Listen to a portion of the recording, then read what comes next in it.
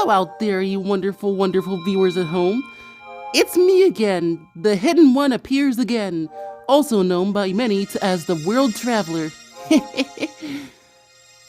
So, something that's probably been on quite a few of your minds since this channel has gotten started is how the heck I'm able to travel between worlds and universes so easily. Or you might also be wondering, what exactly is the nature of the multiverse? Boy, it's definitely a complicated subject, but also not really. I'm coming to you live from the great space between, specifically within my own palace. And right now I'm in the Room of Beginnings. Why do I call this the Room of Beginnings, you ask? Well, this room actually has a secret history. It's one of the first rooms ever for my own keep, my own palace. It's the first room I've ever gotten. I'll explain a little bit later, but I think we should at least start the whole explanation, So, I hope you're comfy because I'm going to take you on a slightly guided tour through the multiverse. First things first, the first thing I'm going to have to say here is, well, welcome to my guided tour of the multiverse, but also, there are probably a few things I'm going to have to explain. Let's just sit back, get started with our little exercise, by the end of it, you might gain a new perspective on life.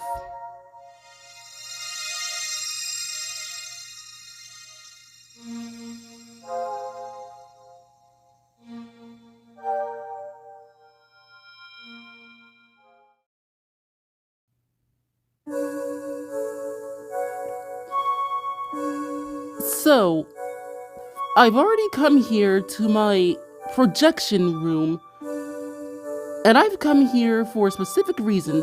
First, I have to explain how exactly it is that one can travel through the multiverse. And, in all honesty, to put it simply, there are exactly two ways to travel through the multiverse. The first is to create a portal or teleportation means of teleporting between worlds or going through a portal to do so. This essentially allows you to go from one world to another without having to travel outside one universe then finding a way inside another. The other way, to put it rather bluntly, is to just leg it. In other words, just physically going from one universe to another, which can require quite a bit of energy sometimes. When you really think about it, multiversal travel is not easy, like at all. For most people it requires, well, magic, or very highly specialized machinery to do so, such as a gummy ship. And if we're being honest, traveling throughout the multiverse is not an easy task. There are also logistical reasons for why someone might not want to travel from one universe to another, but I'll get into that in a little bit. So you might be wondering why I'm here in this projection room rather than, say, my meditation room or even just the first room. Well, this room in particular is special. It's where I do the base of my operations within multiversal travel. And as for me, there are two main ways that I tend to travel about the multiverse. The first, as aforementioned, is teleportation. And the second is through astral projection of sorts. But both of these have limits. And boy, oh boy, is that a lot to explain. So, just sit back while I explain this, Cause this is a lot to take in sometimes, but also not really.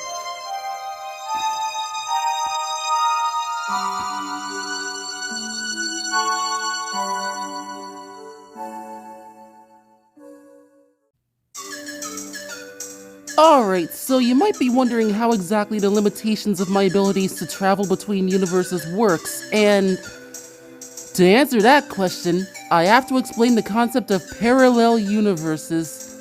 I'll keep it brief right now because there is still a bit to explain when we actually get out there, but basically, every universe is essentially arranged in a semi-grid-like pattern in which every universe is parallel to one another in some way, shape, or form, horizontally, vertically, or diagonally. Thus, one can easily travel in a straight line from one universe to the next. That said, however, traveling between universes isn't exactly as easy as 1, 2, 3.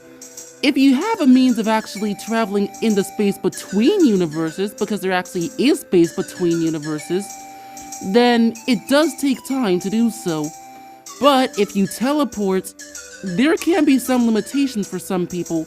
In my case, if I'm traveling physically from one universe to the next, I can only travel to a universe that's up to 4 parallel universes away. No backward long jump shenanigans required. Because of this, I can only travel to any universe within a 9x9 cube of universes, whether it be a universe that's horizontally, vertically, or diagonally in exactly a 45-degree angle of some axis. In other words, multiversal travel in this instance can be somewhat cumbersome if I have to teleport. Let's say I want to reach a universe that's 10 universes away. I have to choose 2 midpoints that are 4 universes away in order to travel from the starting point to the end point 10 universes away.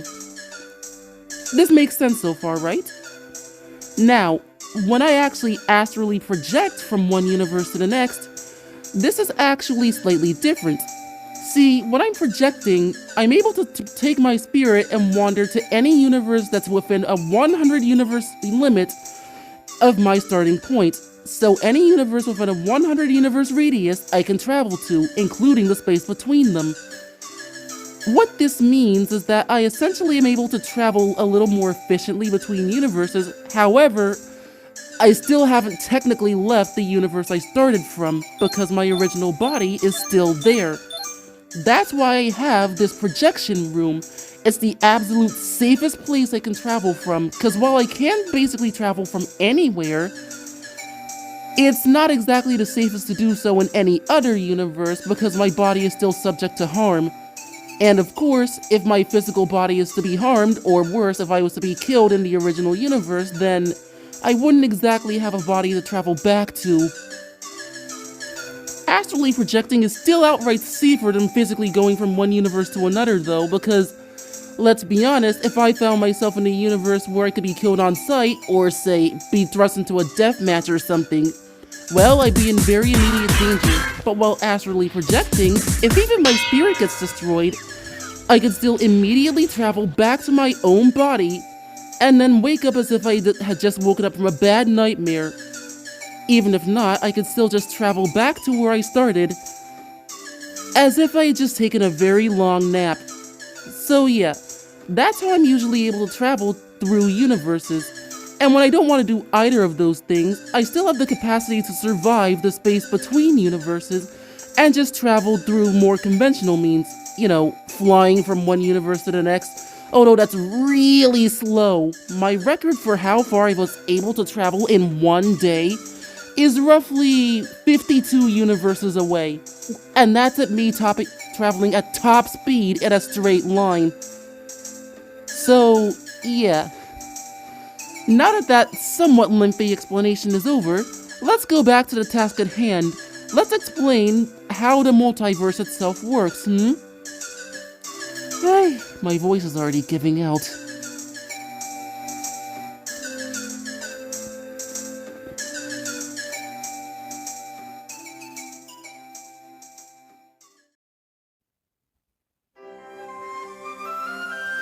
So you might be wondering what the space between universes actually looks like.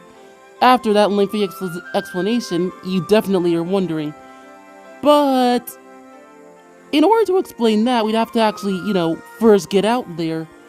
And while I could easily teleport to the space between, I think a better way of showing you would just be to launch myself out there. But since this palace is in the space outside every universe, we actually are technically there already. But in order to show you what it's really like, I have to actually get into the true space between, and that isn't just my keep, alright?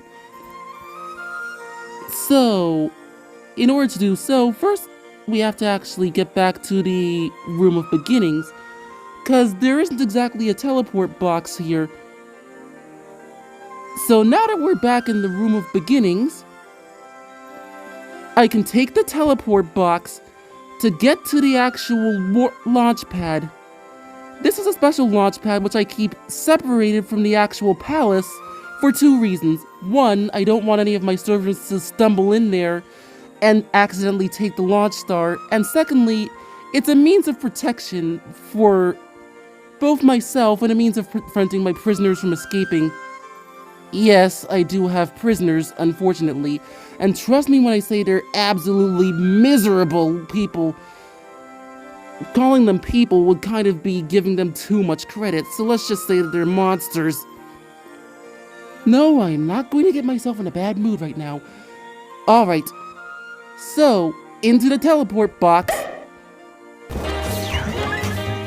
And here we are, the warp pad. You can tell that we're surrounded by lots of water. Funny story, really. I actually found a planetoid on which to set my palace, so I never have to worry about water again. Although, to be realistic, I do also have the decanter of endless water for that. Anyways, I'm already getting off topic. Now that we're here within the launch pad room, all I have to do is just touch this guardian statue. And now the launch star has appeared. So I just jump in, a hop, spin and a jump, and away I go!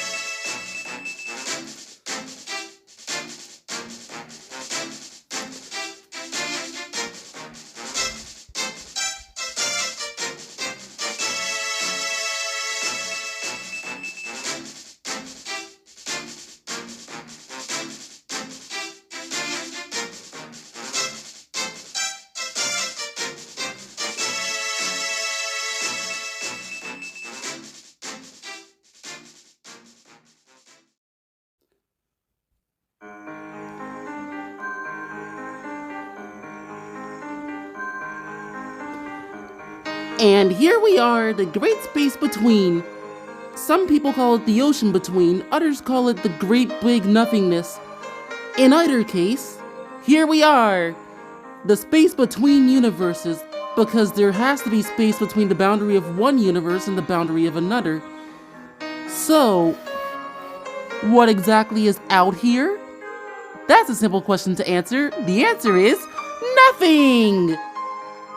Kind of. So, yes, this is the space in between every universe.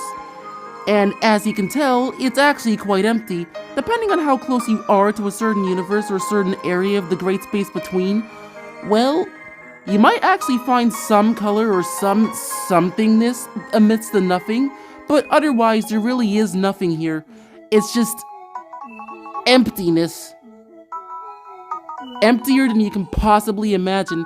If you thought space was empty, just look at this place. Now, you can see universes out here. They're so big that you kind of can't not see them. But like, for the most part, these universes are so far away from each other that in the space between, there isn't really much.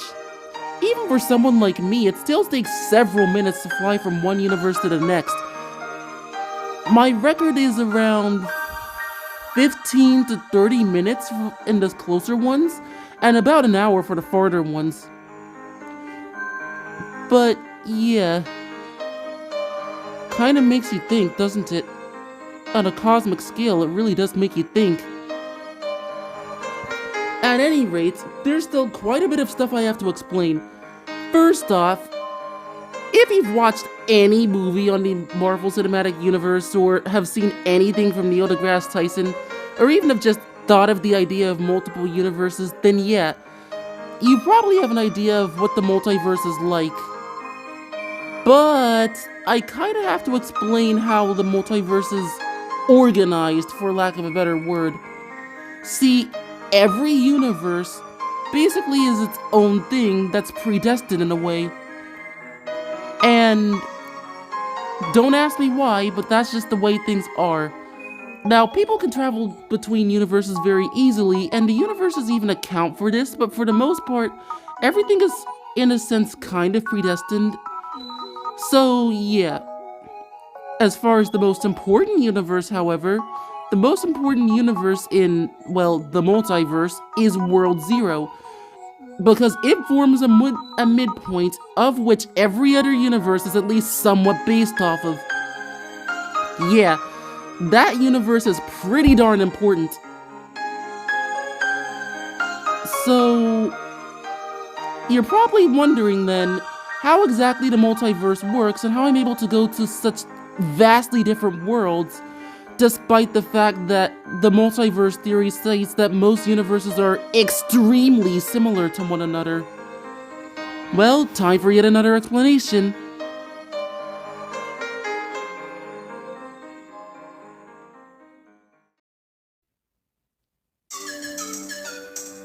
Alright, so if you're an astrophysicist or otherwise are pretty profoundly in tune with multiverse theory, then you probably know of the idea of alternate timelines. So basically, let's say that you, as in you, the viewer, are trying to decide what to eat for breakfast. Now, there are literally an endless number of decisions that can be made here, but for sake of simplicity, let's just say that for breakfast this morning, you can decide to have oatmeal for breakfast, or you can decide to have cereal for breakfast. Well, multiverse theory states that there are two separate universes. In one universe, you have oatmeal for breakfast, and in the other universe, you decide to have cereal for breakfast. Both universes are basically exactly the same otherwise, but in one universe, you decide to have oatmeal, and the other, you decide to have cereal for breakfast. Basically, every decision and every possible outcome in everything that happens in every universe can have the potential to make another universe somewhere with those exact conditions. So, as you can imagine, with an infinite amount of decisions and potential scenarios that could happen within an infinite amount of the things that can be done, this means that in total, there's literally an infinite amount of universes out there.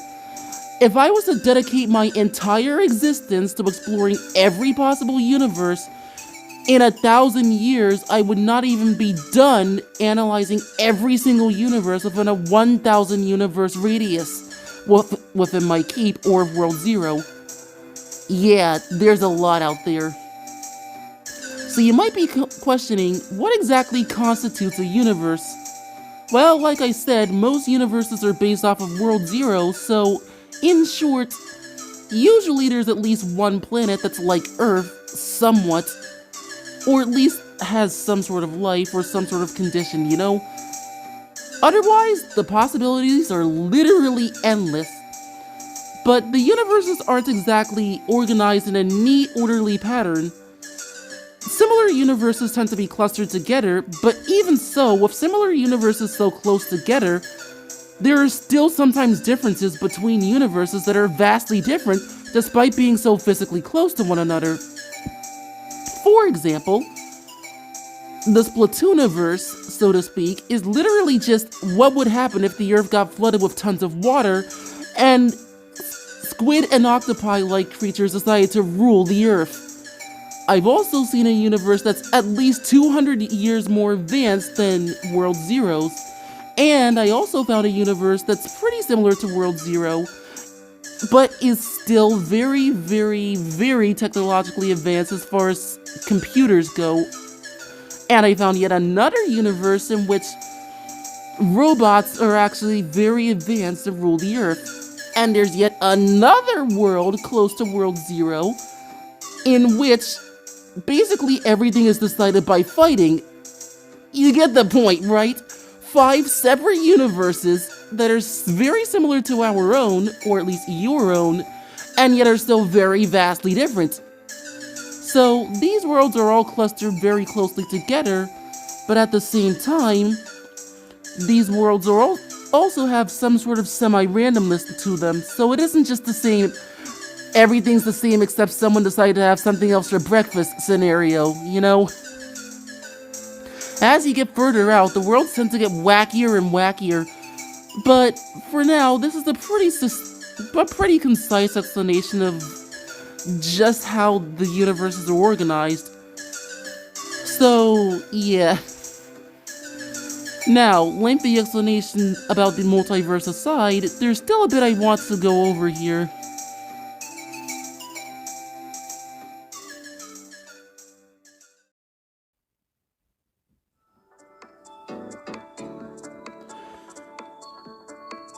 Okay, so now that I've explained the concept of the multiverse and basically how it all works, there are still some things I have to explain out here. First off, multiversal travel. Like I said, there are exactly two ways that one can actually travel around the multiverse. Either by using portals of some kind to travel from one world to the next. By the way, I'm using world and universe interchangeably here. Deal with it. Or you can instead directly travel from one world to the next through the space between them. That said, most people can't actually travel through this place very easily. I'm only able to travel as easily as I do because I made a wish a while ago. Like a decent while ago. It was around the start of my journey to be able to travel through the multiverse like this to be able to find my way home. It's a long story, I'll explain it later. But most other people usually have to use some sort of special device to travel along the multiverse, or have some special power that allows them to do so effortlessly. Usually the use of portals and wormholes is involved. Yeah, it's again pretty complicated and I'm not really going to study it, so I don't ask questions, I just have fun. Next. Unless you have a gummy ship of some kind, it's very difficult to actually survive in the space out here. You know why? This is like space, except way more hostile. There's no air out here. No sun, no moon, no planets. So, aside from the fact that there's no food or water out here, there's also no oxygen or whatever you people breathe. So, that means that if you don't have a special means of being able to survive the space out here like I do, again, it's just a part of my innate sense of being, unless you have a special way of surviving out here, you're usually going to have to travel in a specialized ship or machine of some kind, such as a gummy ship. But that said, when I said that there was nothing out here, that's technically a bit of a lie. So, I guess I'm going to have to explain this one.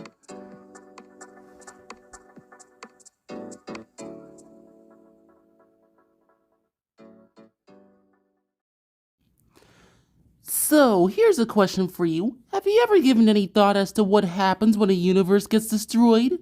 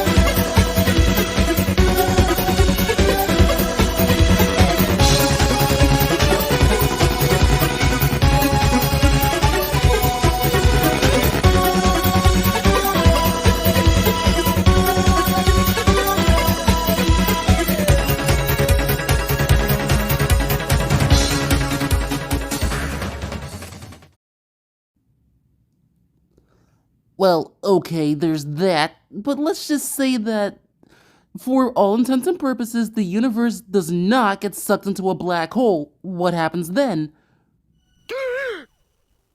Good going, Ace. Let's just acknowledge that I made a mistake and move on. Move on? How can we move on? The entire universe is destroyed! Oh, come on! There must be something left!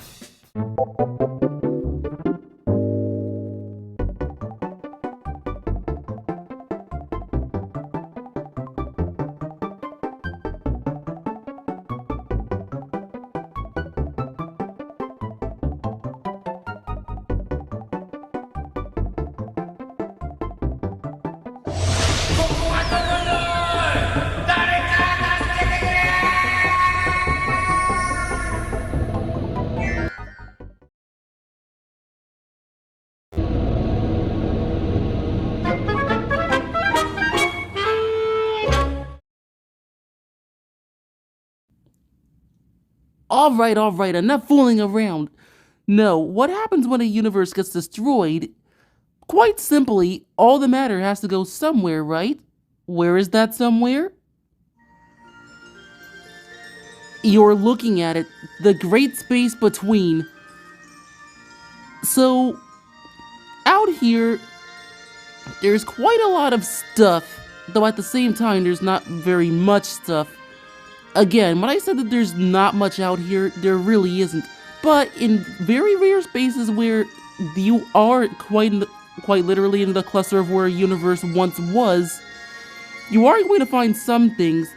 Sometimes it's literally planet-sized, but other times it's just small fragments, such as just leftover houses or cities and so on. Basically, the ruins of what was once a universe. And the smaller bits of materials, I tend to collect those to take back to my own keep to rebuild, repair, or otherwise just make my palace bigger and better. But otherwise, aside from that, the universe itself is very big, and in the great space between the multiverse, yeah, there is some stuff in between. If you're lucky enough to find a cluster of where a universe once was, then yeah, you can find lots of world fragments and other materials there, but otherwise, it's quite a lot of nothingness out in between. As you can imagine, there being this much stuff within those places can be quite convenient if you do have a place outside of every universe, but if you don't, then oh well. It's not just world fragments that are out there though. There are also very small places that can't really be considered worlds, that nonetheless still make up some places between the multiverse. The Infiniburger shop that I sometimes visit is definitely one of those places. What do I do there? You'll have to... That's for me to know and you not to know. Another place I can think of though is Joint Avenue, which, yeah, is a pretty popular multiversal hangout spot in between every universe for those who actually have gummy ships or can travel to places like this. It's actually kind of fun. But yeah, aside from that, I think that's most of what I wanted to explain, so... Yeah, it is interesting out here, though at the same time, this is pretty much a liminal space between universes. Even so, if you're the type to hunt for world fragments, then there actually is a reason to be out here aside from just, you know, traveling from one universe to another. So yeah, that is pretty interesting.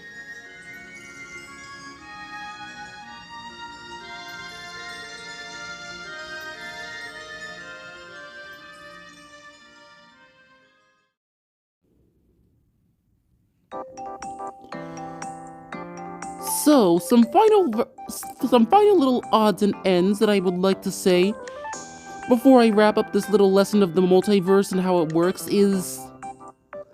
Basically, if you're traveling out in the great space between, many universes look alike, it's kind of the nature of the whole thing, and thus, it can be very difficult to tell what universe you're going to be going into before you actually go into it, especially if you look at it from the outside.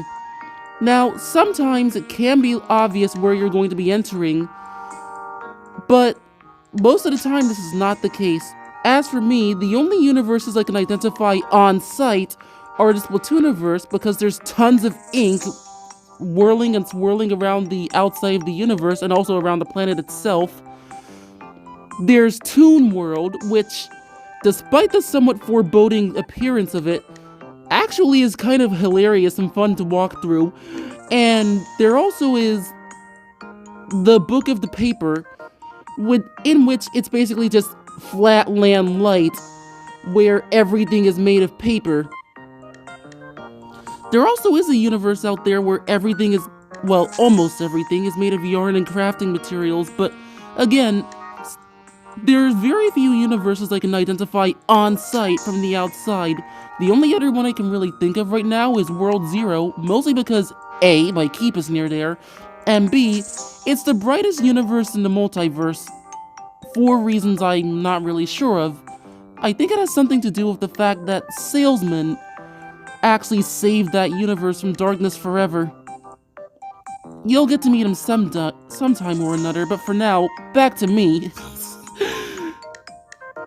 The other thing I'd like to say is an odds and ends here that wouldn't really fit in any other, for lack of a better term, section, is that there is another thing that every universe seems to have in common, at least from the universes I've been to, and that's the fact that there's always some sort of source of ink, some sorts of inky darkness, if you will.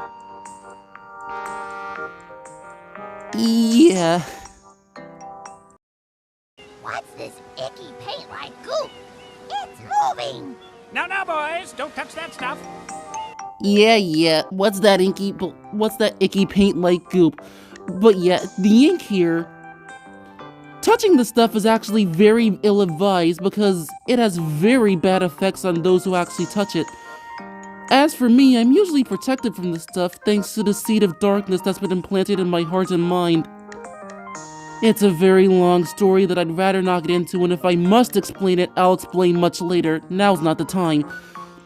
But this inky darkness isn't just paint and ink. It can also sometimes create beings of various qualities. Sometimes they're just mindless beings, sometimes they're actually sentient, and speaking of inky beings like that, some people call them heartless, some people call them shadows, whatever you call them. The fact that some of them are sentient, I kind of find the fact that some people will simply just outright defeat every shadow and or ink creature they see without hesitation. I find that to be bad in a way, because these are living beings. Like, some of them might be sentient, some of them are sentient with little societies and everything. How cruel would you have to be to just do that and to attack such creatures without any hesitation? It's kind of sad, really. But either way, every world I've been to actually does have either an ink source or even creatures made of ink. The Splatooniverse is obviously the most notable example, both in terms of creatures that exude ink regardless, and creatures that are made of this inky paint-like goop, seemingly. But then there are other places in which these creatures exist as well. And then of course there's also sometimes just the ink itself, but no creatures of such shadows are made. It's rather interesting, really, and I might talk about the shadows some other time, but for now, I think that's everything I can talk about involving the multiverse. Pretty much, really. You've probably already met some other multiversal travelers as well. World travelers, if you will. You've already met Isekai, and he can travel between multiverses as well. And there's apparently also the people of the Postal Order. But when it comes right down to it, I think that's it for a little excursion today, Now, if you'll excuse me, for one thing I'm going to rest my voice, but for another thing, I think I'm going to go into World Zero and take the time to visit my benefactor. I haven't seen him in a while. So, in short, this has been the World Traveler, and I'm signing off of my little adventures now. I'll be seeing you again the next time, whenever that might be. Bye-bye now.